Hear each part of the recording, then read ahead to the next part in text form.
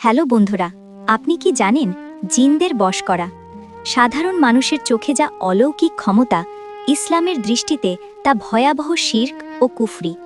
কিন্তু তান্ত্রিকরা আসলে কিভাবে জিনদের উপাসনা করে? জিনরা কি আসলেই মানুষের বন্ধু হতে পারে, নাকি এই তথাকথিত তেলেশমাতির আড়ালে লুকিয়ে আছে আপনার ঈমান চুরির এক সূক্ষ্ম ষড়যন্ত্র? আজ আমরা জানব সেই জগৎ সম্পর্কে যা আমাদের চোখের আড়ালে থাকে। Prepare for what is coming. Prepare for the final call. জিনরা কোনো খেলনা নয় যে চাইলেই তাদের বশ করা যায়।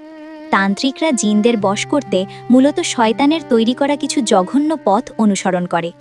যারা জিন বশ করে তারা আসলে জিনদের মধ্যে সবচেয়ে নিকৃষ্ট এবং কাফের জিনদের সাথে যোগাযোগ করে। এই জিনরা তখনই কোনো মানুষের কথা শোনে যখন সেই মানুষটি আল্লাহ তাআলার অবাধ্যতায় লিপ্ত হয়। তান্ত্রিকরা জিনদের খুশি করতে পবিত্র কোরআনকে অপবিত্র জায়গায় রাখে বা কোরআনের আয়াতকে বিকৃত করে লিখে শয়তানের প্রশংসা করে। এই জঘন্য কাজের মাধ্যমেই তারা শয়তানি শক্তির নেক নজরে আসে, নাউজুবিল্লাহ। এবং জিনরা হাড় এবং পচা খাবার পছন্দ করে। তান্ত্রিকরা নির্দিষ্ট কোনো শ্মশান বা নির্জন স্থানে মৃত প্রাণীর হাড় বা রক্ত দিয়ে ভোগ সাজায়। আল্লাহর নাম ছাড়া অন্য কারো নামে কিছু উৎসর্গ করা মানেই হলো ইসলাম থেকে বিচ্যুত হওয়া। কখনো বা তারা কোনো অন্ধকার গুহা বা শ্মশানে টানা 40 দিন বা তার বেশি সময় একা বসে তারা নির্দিষ্ট কিছু কুফরি মন্ত্র জপ করে। এই সময় তারা মানুষের সংস্পর্শে থেকে দূরে থাকে এবং শয়তানের ইবাদাতে মগ্ন হয়। তারা অনেক সময়ই পবিত্র কালামগুলো উল্টোভাবে পাঠ করে, যা চরম কুফরি। এই সময় জিনরা বিভিন্ন ভয়ঙ্কর রূপে তান্ত্রিকের সামনে হাজির হয়ে তাকে ভয় দেখানোর চেষ্টা করে। যদি তান্ত্রিক ভয় না পেয়ে টিকে থাকতে পারে, তবেই জিনটি তার বশ্যতা স্বীকার করার অভিনয় করে। জিনরা কিন্তু তান্ত্রিকের গোলাম হয় না, বরং তারা তান্ত্রিককে দিয়ে প্রতিনিয়ত নতুন নতুন শিরকি কাজ করিয়ে নেয়। যদি তান্ত্রিক একবার শর্ত ভঙ্গ করে, তবে ওই জিন তাকে বা তার পরিবারকে মেরে ফেলতেও দ্বিধা করে না। জিনরা তখনই কোনো শয়তান বা মানুষের কথা শোনে, তখন সেই মানুষ বা শয়তান তার ঈমান বিক্রি করে শয়তানের দাসে পরিণত হয়। এটি কোনো বন্ধুত্ব নয়, বরং একটি ব্যবসায়িক চুক্তি, যার বিনিময়ে তান্ত্রিক হারায় তার পরকাল।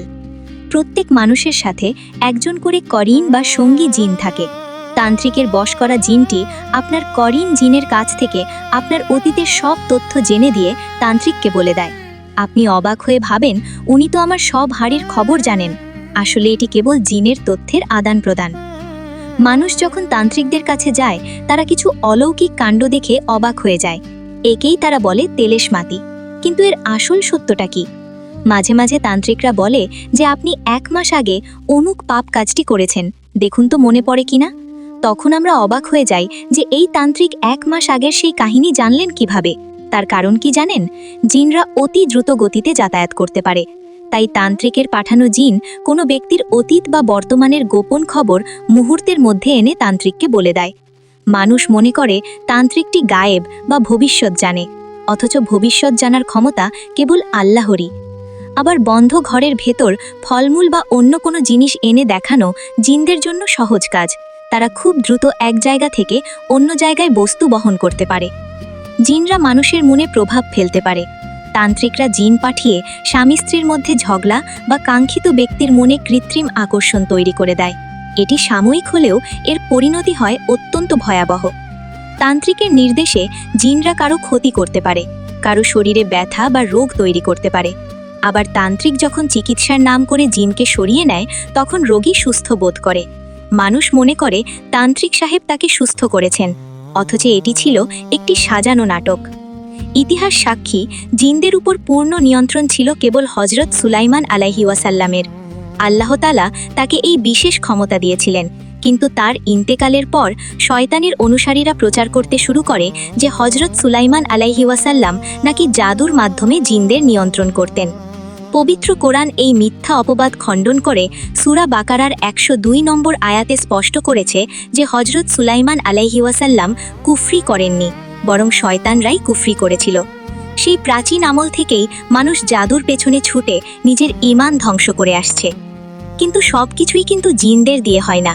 তান্ত্রিকরা অনেক সময় বিজ্ঞানের কিছু সাধারণ ট্রিক ব্যবহার করে মানুষকে ঠকায়। যেমন পটাশিয়াম পারম্যাঙ্গানেট ও সাইট্রিক অ্যাসিডের বিক্রিয়া ঘটিয়ে কাঁচা লেবু কেটে রক্ত বের করেন। কখনো কখনো সাইফার ফসফরাসের ব্যবহার করে হাত না দিয়ে ধূপকাঠিতে আগুন ধরান।